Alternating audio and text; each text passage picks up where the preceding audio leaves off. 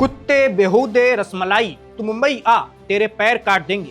सोचिए जरा, महाराष्ट्र के सबसे बड़े शहर मुंबई का बीएमसी चुनाव और उसमें सबसे ज्यादा चर्चा हो रही है तमिलनाडु के एक भाजपा नेता की। है ना हैरानी वाली बात।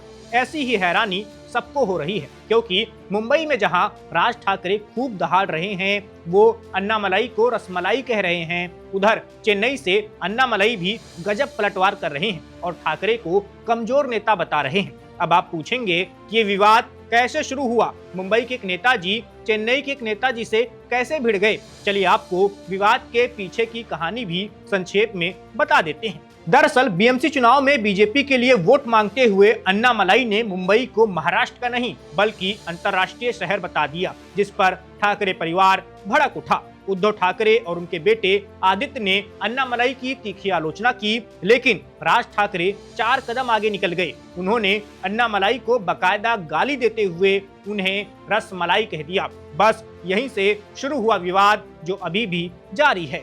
अब राज ठाकरे और अन्नामलाई के बीच सियासी जुबानी जंग जारी है, तो चलिए आपको हम उन दोनों नेताओं की कुंडली भी बता देते हैं जो दो नेता भिड़े हुए हैं। दोनों कितने ज्यादा पढ़े लिखे हैं और भविष्य में कौन कितना ताकतवर नेता बन सकता है, सब कुछ आपको बताते हैं। शुरुआत राज ठाकरे से ही करते हैं। राज का जन्म 14 जून 1968 को महाराष्ट्र के प्रभावशाली ठाकरे परिवार में हुआ था।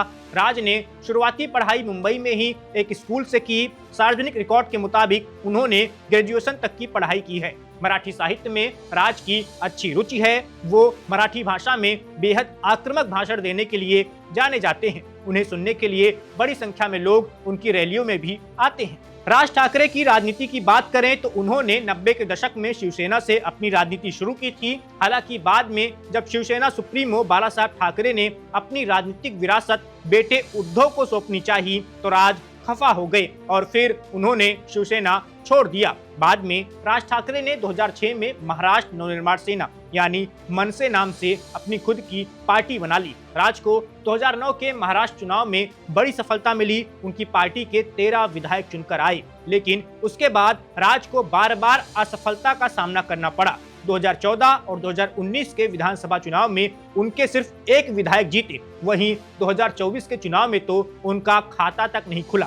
फिलहाल राज की राजनीति ढलान पर है, न तो उनके पास कोई विधायक है और न ही कोई सांसद। अब आते हैं अन्नामलाई पर। अन्नामलाई का जन्म 4 जून 1984 को तमिलनाडु के करूर जिले में हुआ था। अन्नामलाई ने शुरुआती पढ़ाई लिखाई करूर, नामक्कल जिले और कोयम्बटूर में पूरी की। इसके बाद उन्होंने पीएसजी प्रौद्योगिकी महाविद्यालय से मैकेनिकल इंजीनियरिंग में स्नातक किया और फिर अन्नामलाई ने अपने पहले प्रयास में आईआईएम निकाला और आईआईएम लखनऊ से मास्टर ऑफ बिजनेस एडमिनिस्ट्रेशन पाठ्यक्रम पूरा किया। इसके बाद उन्होंने 2011 में अपने पहले प्रयास में संघ लोक सेवा आयोग यानी यूपीएससी के द्वारा आयोजित भारतीय सिविल सेवा परीक्षा भी निकाल ली। उन्हें 2013 में कर्नाटक पुलिस में एसएसपी के रूप में अपनी पहली पोस्टिंग मिली, यानी वो आईपीएस अधिकारी बन गए। इसके बाद उन्होंने चिकमंगलुरु में पुलिस अधीक्षक यानी एसपी का पदभार संभाला। 2019 में अन्नामलाई ने आईपीएस की नौकरी से इस्तीफा दे दिया, तब वो दक्षिण बेंगलुरु के पुलिस उपायुक्त थे।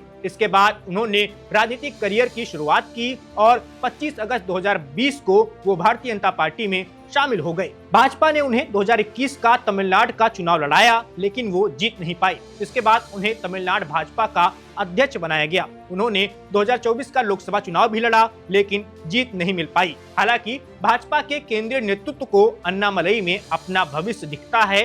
बीजेपी उनके नेतृत्व में 2026 का तमिलनाडु का चुनाव लड़ने की तैयारी कर रही है। अन्नामलाई प्रधानमंत्री नरेंद्र मोदी और केंद्रीय गृह मंत्री अमित शाह के बेहद करीबी माने जाते हैं। भाजपा कार्यकर्ताओं की माने तो अन्नामलाई का भविष्य काफी उज्जवल है और आने वाले दिनों में वो बड़े नेता बन सकते हैं। तो ये रही राज ठाकरे और अन्नामलाई की पूरी निजी और राजनीतिक कुंडली। इस वीडियो में बस इतना ही। मेरा नाम वैभव है, आप देखते रहिए वन इंडिया।